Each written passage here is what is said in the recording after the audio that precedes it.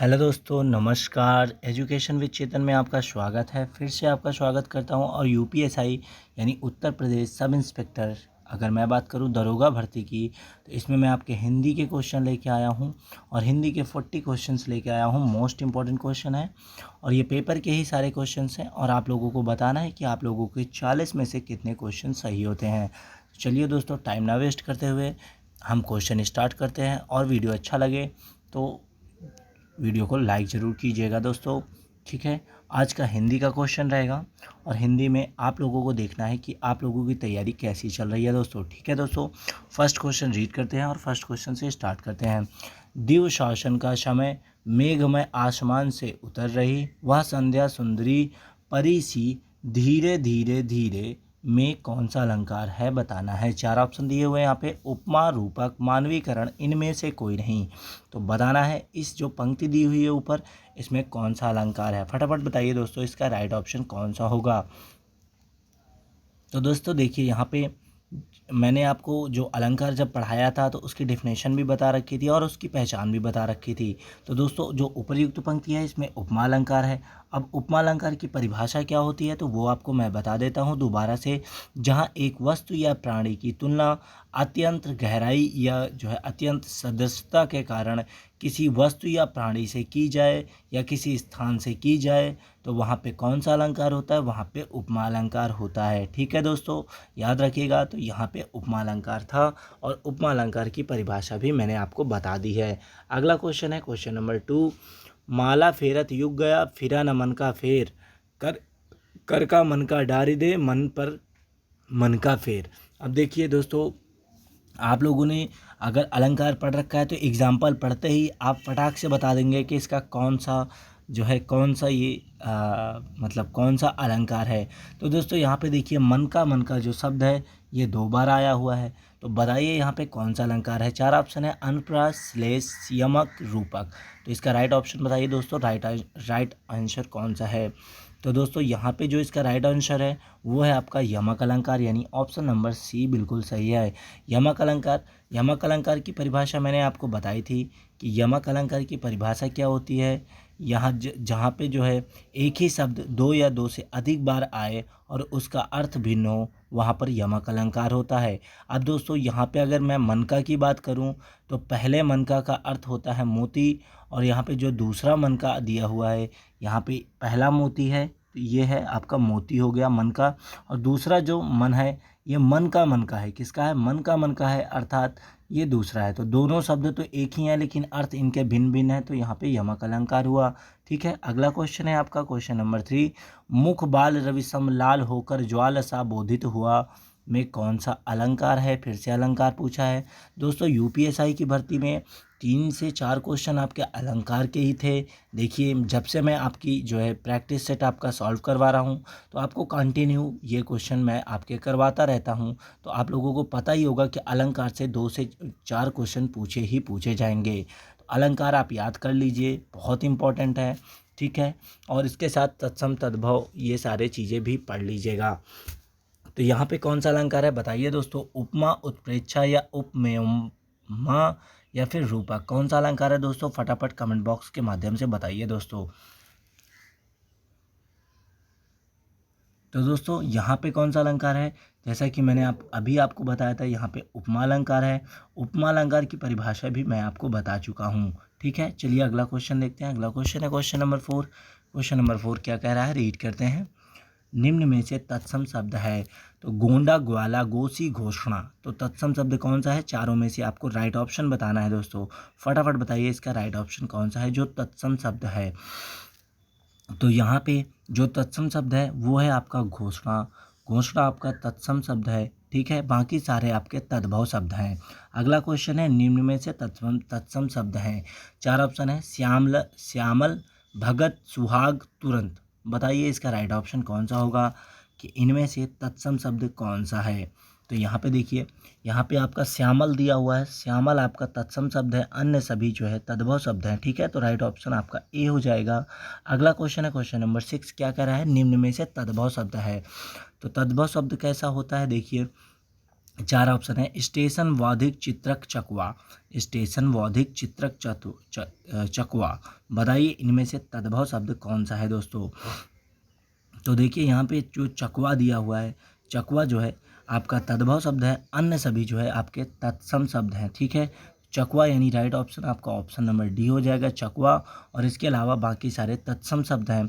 अगला क्वेश्चन है question number 7। निम्न में से तद्भव शब्द है निर्झर, बक, प्रत या सावन। तो आपको तद्भव शब्द बताना है। फटाफट बताइए कमेंट बॉक्स के माध्यम से दोस्तों कि इनमें से तद्भव शब्द कौन सा है। तो देखिए यहाँ पे सावन दिया हुआ है, सावन जो कि तद्भव शब्द है, बाकी अन्य सारे तत्सम शब्द हैं। ठीक है, अगला क्वेश्चन है अथ का विलोम शब्द बताइए। तो अथ का विलोम शब्द क्या होता है दोस्तों। तो अथ का विलोम शब्द होता है, यहाँ पे चार ऑप्शन दिए हुए हैं, राइट ऑप्शन पहले आप बताइए फिर मैं बताता हूँ। अथ का विलोम शब्द कौन सा है, अंत है, इति है, अर्थ है या अध है। तो दोस्तों बहुत लोग अथ का विलोम शब्द अर्थ बता देते हैं, तो वो गलत है। अथ का जो विलोम शब्द होता है वो इति होता है। ठीक है, तो याद रखिएगा इति शब्द अथ का विलोम है और इति का विलोम अथ होता है। ठीक है, अगला क्वेश्चन है पराक्रम का विलोम बताइए। तो पराक्रम का विलोम क्या होता है दोस्तों। पराक्रम, पराक्रम का मतलब आप समझें अगर, तो उसका होता है वीरता। क्या होता है दोस्तों, इसका विलोम क्या होगा, भीरुता होगा। यानी ऑप्शन नंबर ए बिल्कुल सही हो जाएगा, भीरुता। ठीक है, right option option number A हो जाएगा। अगला क्वेश्चन क्या कह रहा है आपका, अगला क्वेश्चन है क्वेश्चन नंबर 10। क्वेश्चन नंबर 10 क्या कह रहा है, रीड कीजिए।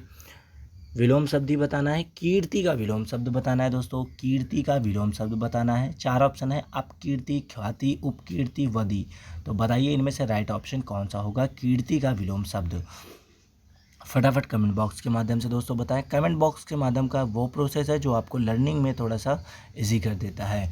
तो जो कीर्ति का विलोम शब्द होगा दोस्तों वो होगा आपका, कीर्ति का विलोम शब्द जो होगा वो हो जाएगा आपका अपकीर्ति। क्या हो जाएगा दोस्तों, अपकीर्ति। ऑप्शन नंबर ए बिल्कुल सही हो जाएगा, अपकीर्ति। ठीक है, अगला क्वेश्चन है क्वेश्चन नंबर 11।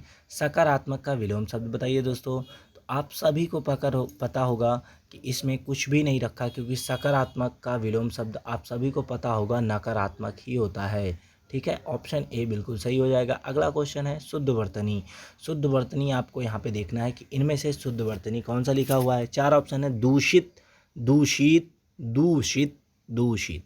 तो बताइए फटाफट, लिखा एक ही शब्द है, बस इनमें से आपको सही शब्द चुन के बताना है कि इनमें से शुद्ध कौन सा है। तो बताइए फटाफट इसका राइट ऑप्शन कौन सा हो जाएगा दोस्तों। तो शुद्ध वर्तनी में जो लिखा हुआ है दूषित, तो वो आपका ऑप्शन नंबर ए में बिल्कुल सही लिखा हुआ है। इसके अलावा बाकी सारे गलत लिखे हुए हैं। अगला क्वेश्चन है क्वेश्चन नंबर 13। वर्तनी की दृष्टि से शुद्ध शब्द है। तो वर्तनी की दृष्टि से शुद्ध शब्द कौन सा है, विपुल, द्वंद्व, निर्वाह, जागृति। तो बताइए वर्तनी की दृष्टि से शुद्ध शब्द है कौन सा है। तो वो है आपका विपुल। कौन सा है, वो है आपका विपुल है। क्योंकि जो द्वंद्व लिखा जाता है, द्वंद्व में द्वंद्व आपका कैसा लिखा जाता है, तो ये तो ऐसा होता है, लेकिन जो ऐसे करके फिर ऐसे भी होता है। ठीक है, तो यहाँ पे द्वंद्व गलत लिखा हुआ है। ठीक है, निर्वाह की बात करें तो यहाँ पे निर्वाह भी गलत लिखा हुआ है। निर्वाह जो राइट लिखा जाता है तो वह कैसे लिखा जाता है, तो वो आपका ये निर्वाह नहीं होगा। तो निर्वाह जो सही प्रकार से लिखा जाता है वह कुछ इस प्रकार से लिखा जाता है दोस्तों, मैं आपको लिख के बताता हूँ, निर्वाह। ठीक है, तो निर्वाह कुछ इस प्रकार से लिखा जाता है। अगला क्वेश्चन देखते हैं। अगला क्वेश्चन क्या है आपका, क्वेश्चन नंबर 13। ठीक है, वर्तनी की दृष्टि से शुद्ध शब्द बताइए। ये मैं आपका करवा चुका हूँ। क्वेश्चन नंबर 14 देखते हैं। वर्तनी की दृष्टि से शुद्ध शब्द है समुदाय, ज्योतिषी, बुनियाद, मुसीबत। तो बताइए वर्तनी की दृष्टि से यहाँ पे शुद्ध शब्द कौन सा है दोस्तों। तो वह है आपका केवल और केवल बुनियाद लिखा हुआ सही है। ठीक है, यानी ऑप्शन नंबर सी बिल्कुल सही हो जाएगा। अगला क्वेश्चन है 15वां। जिसके आर पार देखा जा सके उसके लिए एक शब्द बताइए। जिसके आर पार देखा जा सके, इस पार से उस पार देखा जा सके, उसके लिए एक शब्द बताइए। चार ऑप्शन है, दूरदर्शी, सूक्ष्मदर्शी, पारदर्शी, अतलदर्शी। तो दोस्तों इनमें से आप लोगों ने अगर साइंस पढ़ी होगी तो आप लोगों को तुरंत पता चल जाएगा कि आर पार देखा जा सकता है। तो उसके लिए एक शब्द क्या होता है, वो होता है पारदर्शी। पारदर्शी होता है। ठीक है, राइट ऑप्शन आपका ऑप्शन नंबर सी हो जाएगा, पारदर्शी। अगला क्वेश्चन है क्वेश्चन नंबर 16। क्या कह रहा है, रीड करते हैं। कांटों से भरा हुआ के लिए एक शब्द बताइए। अनेक अर्थी शब्द वाले जो है ये दो क्वेश्चन है। कांटों से भरा हुआ शब्द के लिए एक शब्द बताइए। तो बताइए फटाफट, कांटों से भरा हुआ शब्द के लिए कौन सा एक शब्द होगा? तो वो होता है कंटकाकीर्ण। क्या होता है दोस्तों? कंटकाकीर्ण होता है, अर्थात राइट ऑप्शन आपका ऑप्शन नंबर डी हो जाएगा, कंटकाकीर्ण, कांटों से भरा हुआ। ठीक है, अगला क्वेश्चन देखते हैं। अगला क्वेश्चन क्या है आपका? Question number 16। क्वेश्चन नंबर 16 क्या कह रहा है? 17 क्या कह रहा है? सॉरी 17, क्वेश्चन नंबर 17 है। क्या कह रहा है? जो सब कालों में हो, जो सब कालों में हो के लिए एक शब्द बताइए। जो सब कालों में हो उसके लिए एक शब्द बताइए। दोस्तों यहाँ पे कालों का मतलब, कालों का मतलब समय से है, और जो सब कालों में है तो वो क्या हो जाएगा? सर्वकालिक हो जाएगा। क्या हो जाएगा दोस्तों? सर्वकालिक हो जाएगा। तो राइट ऑप्शन आपका ऑप्शन नंबर ए है यहाँ पर जो राइट ऑप्शन है। अगला क्वेश्चन है क्वेश्चन नंबर 18। जात रूप पर्यायवाची शब्द है। तो जात रूप किसका पर्यायवाची शब्द है? चार ऑप्शन है, किरण, चांदी, सुवर्ण या ललित। तो जात रूप किसका पर्यायवाची शब्द है? फटाफट बताइए इसका राइट ऑप्शन। तो दोस्तों जात रूप जो पर्यायवाची शब्द है ये आपका स्वर्ण का, स्वर्ण का पर्यायवाची शब्द है सुवर्ण। ठीक है, अगला क्वेश्चन है क्वेश्चन नंबर 19। चंद्रमा का पर्यायवाची शब्द बताइए। दोस्तों कल ही मैंने आपको लिखवाया था चंद्रमा सूर्य दोनों का पर्यायवाची शब्द। तो बताइए चंद्रमा का पर्यायवाची शब्द कौन सा होगा? दोस्तों चार ऑप्शन है, दिवाकर, निशि, मार्तंड, शशि। तो यहाँ पे जो चंद्रमा का पर्यायवाची हो जाएगा दोस्तों वो हो जाएगा आपका शशि। ठीक है, अब यहाँ पे शशि के अलावा अगर मैं देखूँ, शशि के अलावा अगर मैं बात करूँ तो यहाँ पे जो और भी पर्यायवाची हैं वो सारे के सारे आपके जो है, जैसे कि दिवाकर हो गया, ये सूर्य का पर्यायवाची हो गया। ठीक है, तो निशि जो है रात का पर्यायवाची हो गया, मार्तंड जो है आपका रात का पर्यायवाची हो गया। ठीक है, अगर मैं चंद्रमा के और पर्यायवाची आपको बता दूं तो आप लोग नोट डाउन कर लीजिए। चंद्रमा के और पर्यायवाची क्या होते हैं? जैसे होता है हिमांशु होता है, सुधांशु होता है, सुधाकर होता है, सुधाधर होता है, राकेश होता है, शशि होता है, निशाकर होता है, कालनिधि होता है, मयंक भी कहते हैं। ठीक है, तो ये सारे जो है आपके चंद्रमा के पर्यायवाची हुए। अब देखिए यहाँ पे अगला क्वेश्चन है, तालाब का पर्यायवाची शब्द बताइए। तालाब का पर्यायवाची शब्द बताइए। पुष्कर, पयोद, ताड़ित, आर्णव। तो तालाब का पर्यायवाची शब्द क्या होता है दोस्तों? तो वो होता है पुष्कर। ठीक है, पुष्कर जो कि तालाब का पर्यायवाची है। तो ऑप्शन नंबर ए बिल्कुल सही हो जाएगा, पुष्कर। ठीक है, तालाब के अगर अन्य पर्यायवाची बताऊं मैं आपको तो आप लोग याद रखिएगा। जैसे कि तालाब को क्या कहते हैं? सर कहते हैं, सरोवर कहते हैं, तड़ाक कहते हैं, जलाशय कहते हैं, पुष्कर कहते हैं, या पद्माकर कहते हैं, या हद कहते हैं। ठीक है, इंग्लिश में इसे पूल कहते हैं, याद रखिएगा। अगला क्वेश्चन है क्वेश्चन नंबर 21। क्वेश्चन नंबर 21 क्या कह रहा है? आदि ग्रंथ जी किसकी रचना है? तो आदि ग्रंथ किसकी रचना है? चार लेखक के नाम है, गुरु नानक, गुरु रामदास, गुरु गोविंद सिंह, गुरु अर्जुन देव। तो बताना है आपको कि आदि ग्रंथ किसकी रचना है। फटाफट बताइए इसका राइट ऑप्शन कौन सा है कि आदि ग्रंथ किसकी रचना है। तो जो आदि ग्रंथ है यह आपकी गुरु अर्जुन देव की रचना है दोस्तों। तो यहाँ पे जो राइट ऑप्शन आपका है वो ऑप्शन नंबर डी बिल्कुल सही हो जाएगा, गुरु अर्जुन देव। ठीक है, आदि ग्रंथ याद रखिएगा। अगला क्वेश्चन है क्वेश्चन नंबर 22। दोस्तों मैं ऐसे बहुत सारी लेखकों की लेखिकाएँ वो जो है रचना लिखा चुका हूँ आपको। तो स्मृति की रेखाएं किसकी रचना है बताना है आपको। चार ऑप्शन दिए हैं, सुमित्रा नंदन पंत, जयशंकर प्रसाद, महादेवी वर्मा, भारतेंदु हरिश्चंद्र। तो बताइए स्मृति की रेखाएं किसकी रचना है। फटाफट बताइए इसके राइट ऑप्शन कौन सा होगा। स्मृति की रेखाएं किसकी रचना है? तो स्मृति की रेखाएं जो है ये आपकी महादेवी वर्मा की रचना है। ठीक है, महादेवी वर्मा की रचना है स्मृति की रेखाएं। ठीक है, इसके अलावा अगर महादेवी वर्मा की और भी रचनाएं की बात करूं मैं तो वो जैसे आपकी हो गई गिल्लू हो गई, यामा हो गई, ये सारी रचनाएं जो हैं वो महादेवी वर्मा की हैं। ठीक है, अगला क्वेश्चन देखते हैं। अगला क्वेश्चन क्या है आपका 23। वस्तु, स्थान, भाव या विचार के घोतक शब्द को क्या कहते हैं? तो दोस्तों यह एक प्रकार की डेफिनेशन दी हुई है, परिभाषा दी हुई है। वस्तु, स्थान, भाव या विचार के घोतक शब्द को क्या कहते हैं? तो बताइए फटाफट क्या कहते हैं। चार ऑप्शन है, संज्ञा, अतुत, अत्यव, या विशेषण या विशेष्य। तो वस्तु, स्थान, भाव या विचार के घोतक शब्द को कहते हैं हम संज्ञा कहते हैं। ठीक है दोस्तों, जिसको इंग्लिश में नाउन बोलते हैं। ठीक है, अगला क्वेश्चन है 24 क्या है? निम्नलिखित में से संज्ञा शब्द का चयन कीजिए। तो संज्ञा शब्द का चयन करना है, चार ऑप्शन है, स्वाभिमानी, स्वार्थी, लोभी, भूगोल। तो बताना है आपको संज्ञा शब्द का चयन करना है, तो इनमें से संज्ञा कौन सा है। ठीक है, फटाफट बताइए इसका राइट ऑप्शन कौन सा होगा दोस्तों। तो देखिए यहाँ पे एक सब्जेक्ट दिया हुआ है, सब्जेक्ट क्या है यहाँ पे? भूगोल। भूगोल जो कि एक सब्जेक्ट है, तो यहाँ पे ये क्या हो जाएगा? ये हो जाएगा संज्ञा। ठीक है, अगला क्वेश्चन देखते हैं। अगला क्वेश्चन क्या है आपका 24 है। 24 क्या कह रहा है, रीड करते हैं। इस समय हमारे देश पर कई प्रकार के अंतर्राष्ट्रीय, यहाँ पे रिक्त स्थान है। तो अब अंतर्राष्ट्रीय है, अब यहाँ पे 4 ऑप्शन है, प्रवाह, ऋण, खिलाड़ी, आक्रमण। तो दोस्तों क्वेश्चन का भाव समझिए आप। इस समय हमारे देश पर कई प्रकार के अंतर्राष्ट्रीय क्या है, ऋण है। क्या है दोस्तों, यहाँ पे ऋण है, ना कि खिलाड़ी होंगे, ना कि आक्रमण होगा, ना कि प्रवाह होगा। तो क्या होगा, ऋण होगा, ठीक है, कर्जा। अगला क्वेश्चन है 26। इस समय सार्वजनिक क्षेत्र के, यहाँ पे रिक्त स्थान है, डैश दिया हुआ है, की दशा अच्छी नहीं है। तो इस समय सार्वजनिक क्षेत्र के जो है किस स्थान की दशा अच्छी नहीं है, बताना है आप लोगों को। 4 ऑप्शन है, धंधों, व्यवसायों या उपक्रमों या उद्योगों। तो फटाफट बताइए इसका राइट ऑप्शन। तो दोस्तों इस समय जो सार्वजनिक क्षेत्र के उपक्रमों की दिशा, किसकी, उपक्रमों की दिशा अच्छी नहीं है, यानी राइट ऑप्शन आपका ऑप्शन नंबर सी हो जाएगा, उपक्रमों की दिशा अच्छी नहीं है, ठीक है। अगला क्वेश्चन है आपका 27 क्या कह रहा है, किसी भी शब्दों के लिए, यहाँ पे रिक्त स्थान है, किसी भी शब्दों के लिए में बहुत सावधानी बरतनी चाहिए। तो किसी से भी शब्दों के लिए, अब यहाँ पे बताइए फटाफट कि खाली स्थान पे क्या भरा जाएगा। तो किसी भी शब्दों के प्रयोग, क्या बोलेंगे, प्रयोग में बहुत सावधानी बरती जानी चाहिए, अर्थात यहाँ पे राइट ऑप्शन आपका ऑप्शन नंबर डी हो जाएगा, प्रयोग, ठीक है। क्योंकि जब शब्दों का प्रयोग किया जाता है तो बहुत अच्छे से करना पड़ता है, नहीं तो फिर कहीं कहीं हमारे शब्द किसी को बुरे भी लग जाते हैं, ठीक है दोस्तों। अगला क्वेश्चन है 28 क्या कह रहा है, रीड करते हैं। हंसता हुआ चेहरा एक ऐसा है, यहाँ पे रिक्त स्थान है, जिसमें मन की निर्मल भावनाएं प्रतिबिंबित होती हैं। तो बताइए इनमें से रिक्त स्थान पे क्या भरा जाएगा। क्वेश्चन को पढ़िए, उसके बाद समझिए, फिर उसके बाद इसमें फिलिंग कीजिए।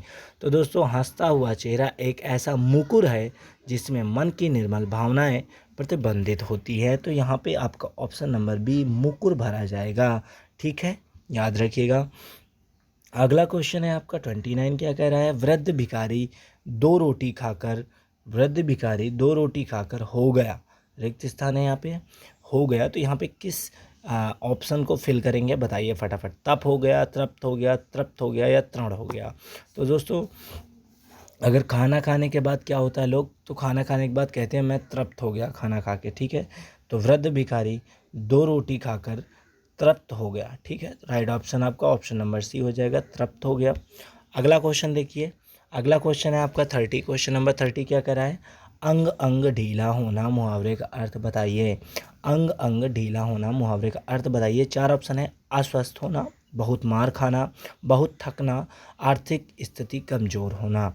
तो अंग अंग थकना का क्या मतलब होता है दोस्तों, इसका जो हिंदी में अर्थ होता है वह होता है बहुत थकना। क्या होता है दोस्तों, बहुत थकना, अर्थात ऑप्शन नंबर सी बिल्कुल सही हो जाएगा। अब इसका वाक्य प्रयोग सुन लीजिए, अंग अंग ढीला हो गया, जैसे कि कल मनोहर ने खेत में बहुत काम किया तो उसने आज मुझसे कहा कि मेरा अंग अंग ढीला हो गया है, अब मैं कोई भी काम नहीं कर पाऊंगा, यानी मैं बहुत थक गया हूं और मैं कोई काम नहीं कर पाऊंगा। अगला क्वेश्चन है आपका 31 क्या कह रहा है, अक्ल मारी जाना, अक्ल मारी जाना मुहावरे का अर्थ बताना है। 4 ऑप्शन है, पहले पढ़ लेते हैं। बुद्धि भ्रष्ट होना, दुविधा में पड़ना, घमंड होना, मूर्ख होना। तो अक्ल मारी जाना, तो अक्ल मारी जाना का क्या मतलब होता है दोस्तों, तो अक्ल मारी जाना का मतलब होता है बुद्धि का भ्रष्ट हो जाना, बुद्धि का भ्रष्ट हो जाना। तो राइट ऑप्शन इसका ए हो जाएगा, बुद्धि का भ्रष्ट हो जाना। अगला क्वेश्चन है आपका 32 क्या कर रहा है, रीड करते हैं। अंक भरना, अंक भरना मुहावरे का अर्थ बताइए। दोस्तों यह क्वेश्चन बहुत इंपॉर्टेंट है और यह 2-3 बार पूछा गया है, क्योंकि बहुत छोटा सा है और ऐसे मुहावरे का अर्थ नहीं समझ में आता। तो अंक भरना मुहावरे का अर्थ बताइए। 4 ऑप्शन है, दिल पसीजना, बीते समय को याद करना, सबारी देना या स्नेह करना। तो अंक भरना का जो हिंदी अर्थ होता है दोस्तों वो होता है स्नेह करना। क्या होता है दोस्तों, स्नेह करना, प्यार दिखाना, ठीक है। राइट ऑप्शन आपका ऑप्शन नंबर डी हो जाएगा, प्यार दिखाना या स्नेह करना, ठीक है। अगला क्वेश्चन देखते हैं। अगला क्वेश्चन है आपका 33 क्या कह रहा है, रीड करते हैं। फटे पाँव में दफ्तर में नाव, लोकतिक्त का अर्थ बताइए। फटे पाँव में दफ्तर में नाव, तो 4 ऑप्शन दिए हुए हैं, फटाफट बताइए इसके राइट ऑप्शन कौन सा होगा।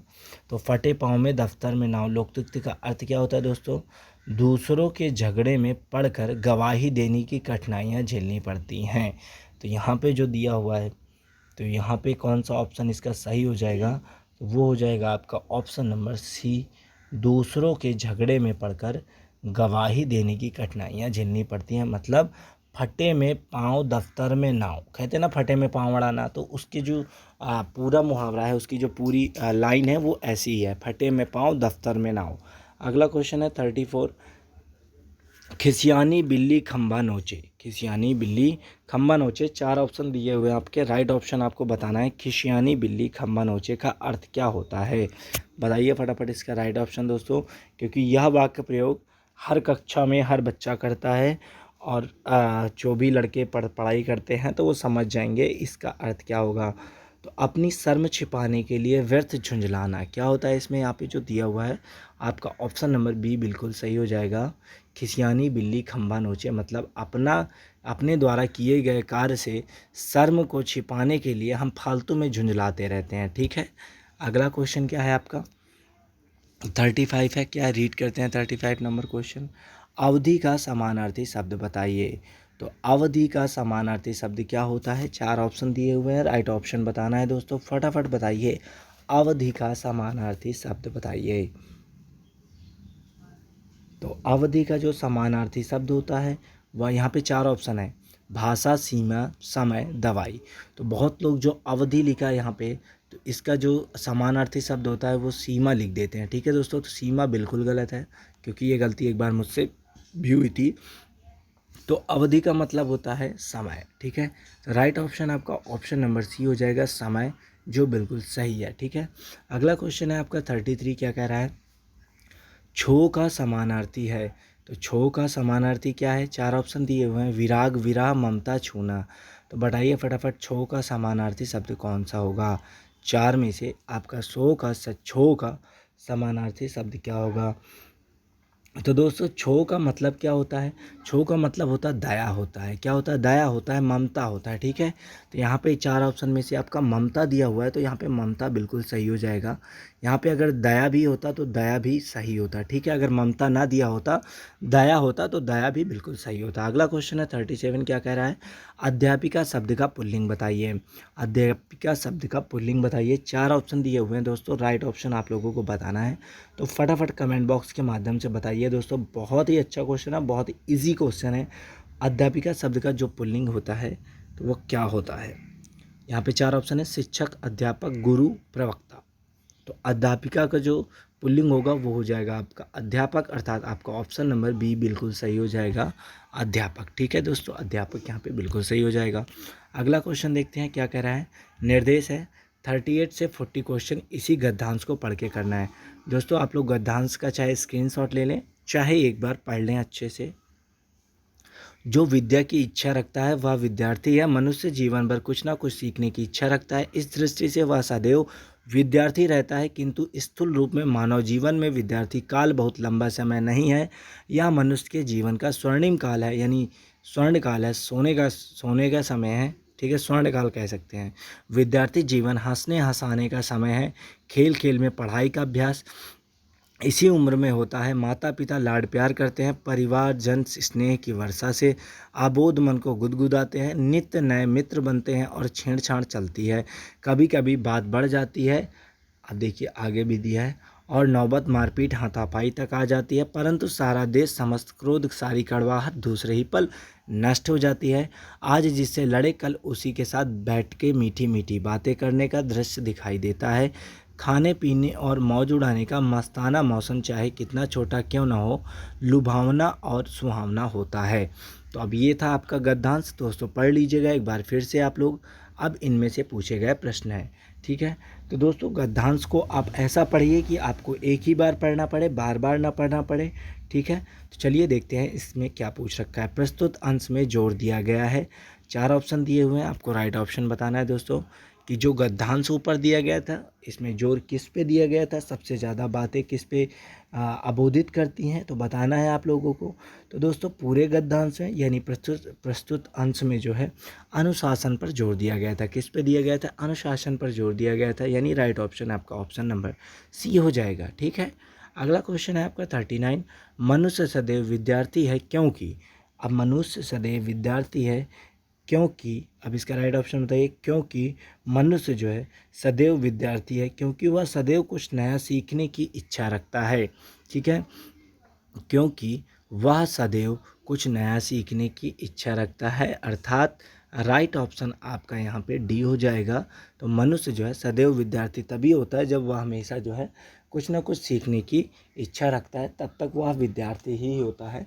और मनुष्य जो है पूरे जीवन में सीखता ही रहता है। ठीक है दोस्तों, लास्ट क्वेश्चन है आपका क्वेश्चन नंबर 40, अबोध शब्द का अभिप्राय है। दोस्तों याद रखिएगा, क्वेश्चन को पढ़ने पे जब भी आप गद्यांश को पढ़ें तो ऐसे शब्द जरूर आ जाएंगे, एक शब्द जो आपको दोबारा गद्यांश पढ़ने पे मजबूर कर देंगे।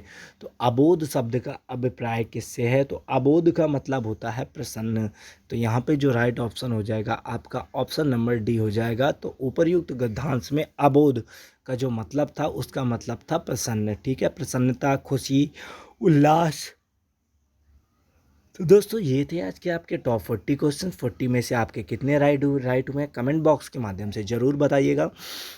वीडियो अच्छा लगे तो लाइक कीजिएगा, सब्सक्राइब कीजिएगा और शेयर कीजिएगा। आपके फ्रेंड सर्कल में कोई भी तैयारी कर रहा हो यूपीएसआई स्पेशल की, तो उनको ये वीडियो ज़रूर शेयर कीजिएगा। Thanks for watching my video guys. जय हिंद, जय भारत।